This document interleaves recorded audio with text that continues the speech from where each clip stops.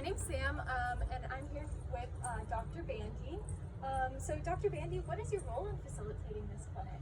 So I'm here at the University of the Pacific. This is the School of Pharmacy here on the Stockton campus. I am the faculty advisor for the Operation Immunization Committee. I'm also a clinical faculty member for the School of Pharmacy.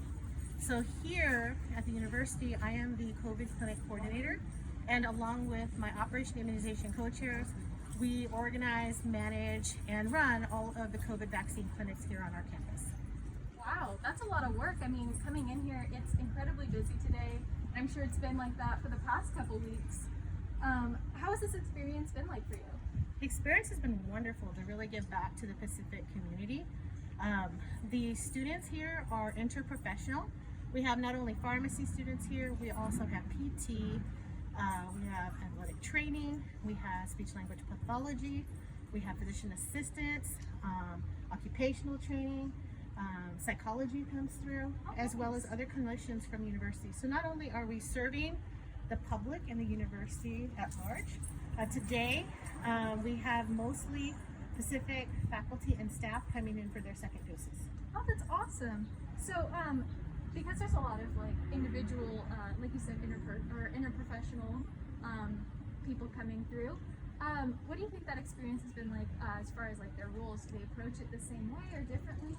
You know, it's been really wonderful because as you look out there and when you take a video later as you walk through the clinic, you'll see everybody looks the same. Mm-hmm. Everybody has the exact same face shield, face mask, as well as the yellow personal protective equipment.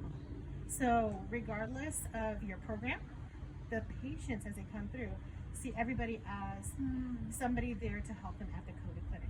We know who the clinicians are, we know who are the people who are HIPAA trained, who can deal with patient-specific information, but it makes everybody look the same. So even the students are constantly asking, are you a PT student? Are you a pharmacy student? Are you a physical therapy student? Oh, what's your program like? So now that they're seeing each other as clinicians and not just their program, but they're seeing each other as shared patient care providers. Oh, that's awesome. That's really cool to think about that, you know, because they look the same, they get that opportunity to know each other before that program. That's very interesting. So far, what has been your favorite part of working at the clinic? My favorite part of working at the clinic is watching the students and the clinicians have interactions with each other. We have dentists come, we've had physicians, pharmacists, physical therapists, physician assistants working alongside with the students. So you can see the students grow in their interaction and modeling and watching those clinicians and how they interact with the patients. You can also see the students interacting with each other throughout the clinic. And you can see how they're like, wow, it was so nice to be part of helping a patient with something that's so very much needed and learn and grow through the process. That's awesome. And it sounds like a very inspirational experience to be able to watch that happening in real time.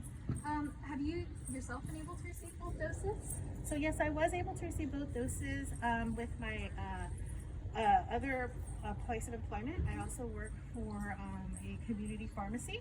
Awesome. And we were going into skilled nursing facilities providing vaccinations. And through that, I was able to be vaccinated before even starting our clinics here. Okay, that's really cool.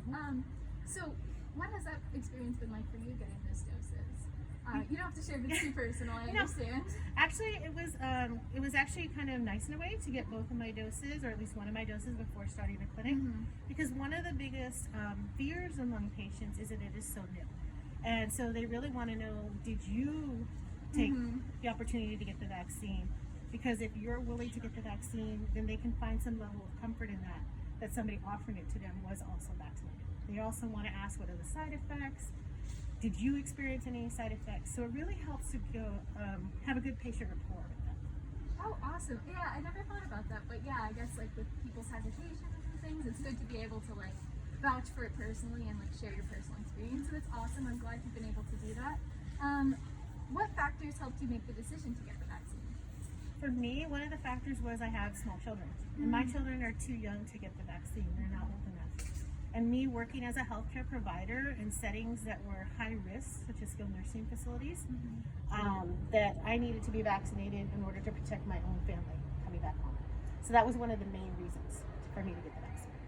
Oh, that definitely makes sense, and thank you for like taking care of the community and like allowing us all that opportunity to keep our family safe as well. So I did want to ask, since you mentioned before some people being hesitant about getting it, do you think there's any misconceptions about the vaccine going around that you'd like to talk about, or any advice for people who are hesitant? I think some people have some misconceptions because there are some negative things out on the internet. The internet is a wonderful place. It's a great source of information, but it's also a great source of misinformation, as you know, within your own field.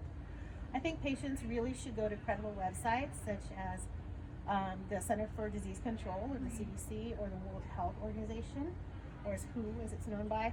And there's links on there that talk about myths and facts. And so I think that's a great place to go. There's also in California, the California Pharmacists Association, which is a state association for pharmacy, has a myths and facts link on there too that patients can go to as well. So I just think the more informed people are, the better off a decision that they can make. But going to a credible website is really important. Absolutely, I completely agree. I think this is like that's fantastic resources. Thank you. And also, is there any advice that you'd give people who are planning to get the vaccine soon? I know it's opening up for more people eventually, so I know a lot of people, myself included, who are super excited to get it. So any advice going into that process?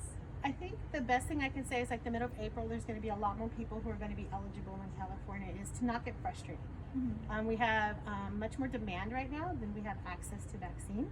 So I think just keep trying, put your name, and keep checking the My Turn platform or the pharmacy that you normally go to make an appointment, and just be patient, knowing that we'll be able to get to people just as soon as we get more vaccine into our county as well as into our state.